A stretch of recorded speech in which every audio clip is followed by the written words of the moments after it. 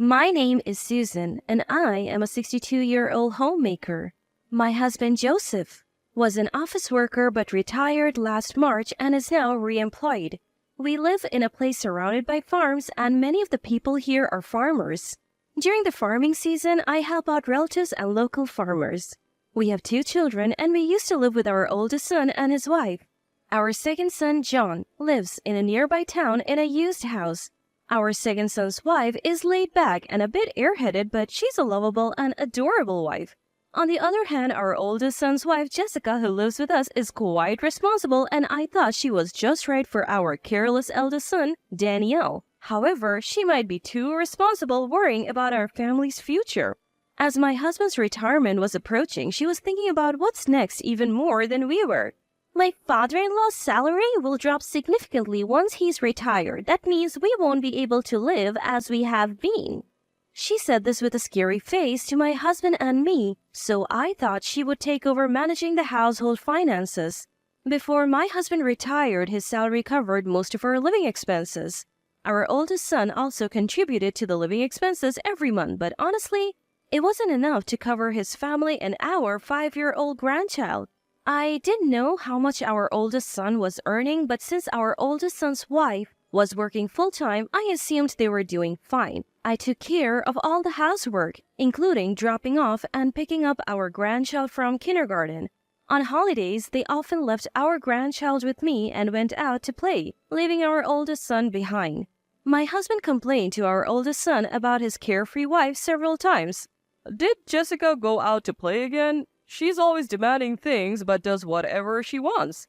Our oldest son, who does whatever his wife says, could only laugh it off. As my husband says, our oldest son's wife always interferes with our actions. When our grandchild was born, my husband bought a minivan so we could all ride together. But our oldest son's wife immediately intervened. "Such a big car is inefficient if we're not going out as a family every day."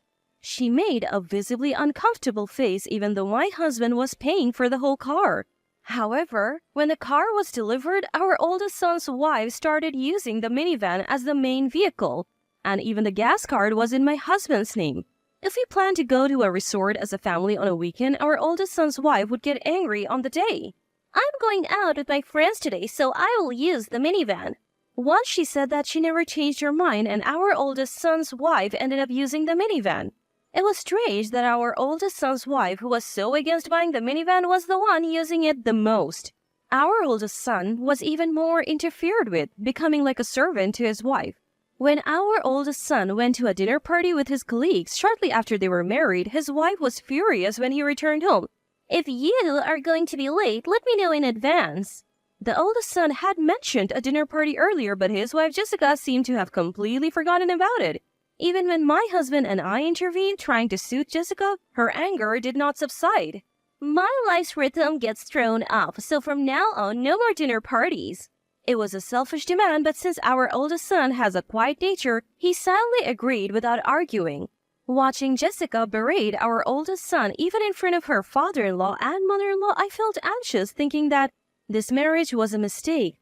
Our oldest son's salary is entirely controlled by Jessica, and he receives only a small allowance. I felt sorry for him having to pay for his lunch from that little money, so I gave him a lunchbox.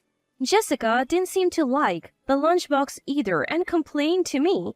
"Don't send him off with a lunchbox without asking me. It affects our budget." I was so frustrated that I snapped back at her. The lunchbox's ingredients were bought with Joseph's money. "So Jessica, don't interfere." Stunned by my words, Jessica couldn't argue back and reluctantly accepted the lunchbox for our eldest son. We were also taken aback by Jessica's attitude when our grandchild was born.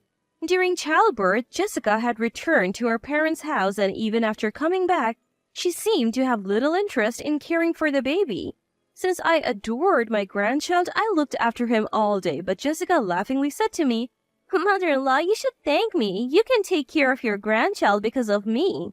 Seeing Jessica speak so arrogantly, I realized that she was different from us because Jessica doesn't care for the grandchild. He does not bond with her at all. Whenever something happens, the grandchild clings to me or my husband, and Jessica didn't find that amusing either. Even for kindergarten events, Jessica would show reluctance and say it's bothersome. Mother-in-law can go, right? It's none of my business. Although she probably wants to get along with her child, Jessica just can't make it work. Recently, she apparently went to pick up her child from kindergarten, a rare occasion, but he cried saying he didn't want to go home with her. When I went to pick him up after receiving a call from the kindergarten, I saw my grandchild running towards me with a beaming smile while Jessica had a complicated expression on her face. Lately, Jessica's main concern is about my husband and me after retirement. We had been telling our oldest son and Jessica for quite some time that my husband will be rehired after retiring, but Jessica always worried about his salary decreasing. I finally decided to propose something to Jessica. If Joseph is rehired, shall we leave the household finances to you, Jessica? Jessica glared at me with a fierce look, but after thinking for a moment, she answered, "So you mean that I will be in charge of this house?" I nodded. That was my intention. Oldest son's wife, looking perplexed, nevertheless smiled and said, "I understand from now on I will take charge of everything." Her smile was airy. But starting in April, when my husband was rehired, we decided to entrust the household finances to our oldest son and his wife. From the next day, the oldest son's wife handed me papers to record the utilities, monthly payments, and food expenses individually. The monthly payments could be seen on our banking cards, but the food costs were only roughly known. When I filed in an approximate amount, the oldest son's wife yelled at me, "You have been buying groceries like this? How pathetic. You are a typical incompetent housewife." I felt like bursting into anger, but I wanted to see how well she could manage things. From April, we planned to live on the salaries of our oldest son and his wife, paying only our share of the food and utilities. But then the oldest son's wife demanded the same amount as before. "I expect father-in-law to contribute the same amount every month," she said. My husband, surprised, immediately replied, "Aren't we living on Daniel and Jessica's salaries now?" To my husband's words, the oldest son's wife responded with a laugh, "What are you talking about? I'm only deciding how to distribute and pay. Father-in-law will pay as before." We didn't understand what she was saying, and she added, "If you can't pay the usual money, please leave this house. You two outdated nuisances are in the way." Called outdated nuisances, my husband couldn't stand it any longer. "How dare you talk to your parents like that? If we were a nuisance, we'll leave." It was rare to see my usually gentle husband so angry. We went to our room to discuss our future. I was worried about what we would do if we left, so I asked my husband, "What will we do if we leave this house?" My husband replied calmly, as if his earlier anger was a lie, "We plan to go to John's house. I've already talked to him." Surprised by his unexpected words, my husband continued with a happy face, "Let's give that arrogant oldest son's wife and sloppy Daniel a taste of their own medicine." I still didn't understand what my husband was saying, but I decided to trust him. Our oldest son, who had heard that his wife wanted us to leave, was panicking alone. And, unable to stop her, a truly pitiful son. My husband had already begun preparing for the move, and I started packing too. The oldest son's wife, a little surprised to see that we were really moving, kept making snide comments as we packed. "Be prepared. I'll throw away all the stuff you leave behind. You outdated nuisance couple are slow in preparing for the move." I had always thought she was awful, but now she seemed to be showing her true colors, hurling one insult after another. "Don't you think about leaving some inheritance for your grandchildren, since you don't have much time left in life?" I had never seen my oldest son's wife so intense before, and I was stunned. But after she left, my husband was laughing. "She must be thrilled thinking she can make this house and land her own. The area is rural, so there are many large houses, but ours is one of the most impressive ones. The house is old, but we have fixed it up many times so we can still live in it. The land is quite spacious, so if we wanted to build single-family homes, there's enough room for 4 or 5. A week after being told to leave this outdated nuisance of a house, my oldest son's wife came to me with a pleased look on her face. "Are you ready to move?" My husband replied with a smile just as big as hers. "We'll be out by tomorrow. Don't worry." We had already moved most of our belongings and only the valuables were left. My oldest son's wife didn't seem to care where we were moving to. She just wanted us out of the house. The next day, as we were leaving, she saw us off at the front door with a confident posture. Our oldest son was hiding in the shadows, looking guilty, and I was disgusted with him for being so controlled by his wife. Our grandchild didn't seem to know I was leaving and was crying in his father's arms. Leaving the house wasn't that sad, but I felt like crying for our left-behind grandchild. We headed straight to our second son's house and began unpacking. In stark contrast to my oldest son's wife, my second son's wife is always smiling and makes everything fun. When my second son got married, he bought a used single-family home and my husband helped financially. The house was too big for just the two of them, so I once asked him, "Why did you need to buy such a big house?" He replied with something profound. "Dad told me to buy a slightly bigger house since he was giving me money. He was the one who introduced me to this house in the first place." I wondered why my husband had found a house big enough for two families when we already had our own. Looking back, was he anticipating being kicked out of our house? My second son and his wife, who don't have children yet, were living alone in this big house. They said they had been lonely, but now it would be livelier with us around.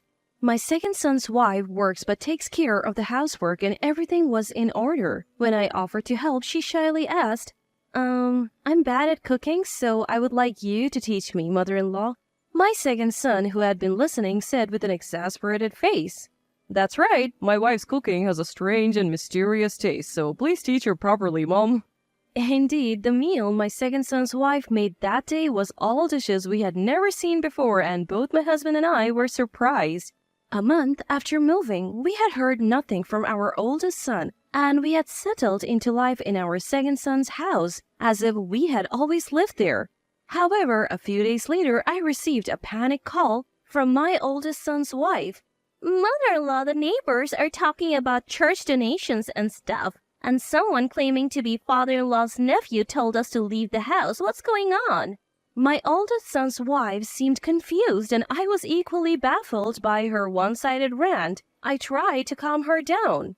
She still seemed panicked, but something occurred to me. For generations, the people living in that house had served as church elders for a nearby church, and we had to collect donations every year. I remember my husband and I splitting the task and going around the neighborhood to gather contributions. We were also responsible for managing a nearby communal cemetery, collecting maintenance fees, taking care of the grounds. My husband, overhearing my conversation with my oldest son's wife, grabbed the phone and yelled at her, "Our family has been the landlords of that area for generations, so we had to take care of everything." He continued with a triumphant look on his face, "I forgot to mention, but that house and land aren't mine. They belong to my brother, but now his son, my nephew, has inherited them." I didn't know all the details, but I knew we were only borrowing the place. According to my husband, we were living rent-free in exchange for him taking over the church elder duties and cemetery management for his nephew.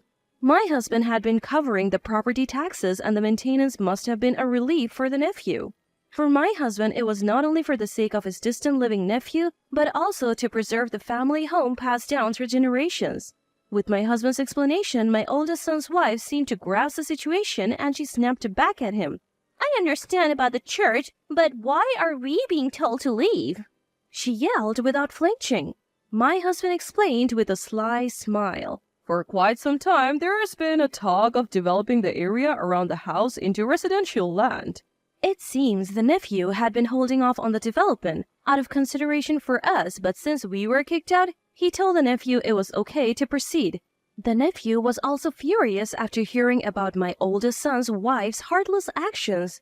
Since she wouldn't take on the church elder or cemetery management duties, the nephew saw no need to be considerate and suddenly demanded that she vacate the house. Listening to this, I understood why my husband had encouraged our second son to buy a large house. Either way, my husband had been thinking that we would eventually have to leave that house, and he probably chose our second son as a cohabiting partner over our unreliable oldest son. From my perspective, both were unreliable, but comparing the two wives, a difference emerged. The calculating oldest son's wife, realizing she was at a disadvantage, quickly hung up. That night, my oldest son and his wife came to our second son's house, and my oldest son's wife asserted their rights. "Since we are living in that house now, father-in-law will find us a replacement. And of course, he will pay the rent. My husband and second son were about to explode with anger at the selfish demands of my oldest son's wife when my second son's wife interjected with an unrelenting comment. Jessica, we bumped into each other in a strange place the other day, didn't we? At this sudden and inexplicable remark, my second son looked ready to erupt in anger, but his wife showed everyone her mobile phone. On the screen was an image of my oldest son's wife arm in arm with a man none of us had ever seen before. The moment she saw the picture, the color drained from my oldest son's wife's face. The second son's wife continued to press her. I work near that spot, so I have seen you there a few times, she said, showing more pictures one after the other. My oldest son's wife's previous bravado was gone, and she looked down trembling.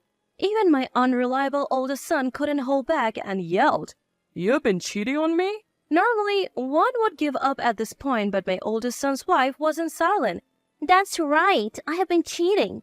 If you didn't have any assets, I would have never married a man like you." Whether defiant or proud, my oldest son's wife spat out her usual harsh words and left with one last parting shot. "A man without a house or land? I'll be the one to break up with you." Without a single word of apology, she left my second son's house. Afterwards, my oldest son and his wife officially divorced. He took custody of their child and substantial compensation was demanded. With the evidence photos taken by my second son's wife, there was no way to deny it. My oldest son rented an apartment and lived with his child. But since we live nearby, I go over to take care of my grandchild. I was worried.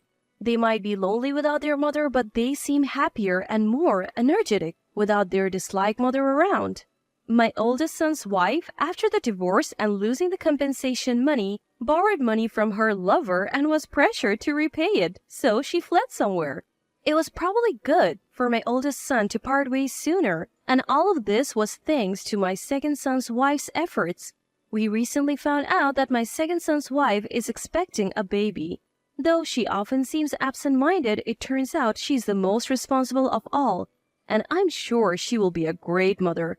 I'll have to take care of 2 grandchildren now, so I want to keep doing my best.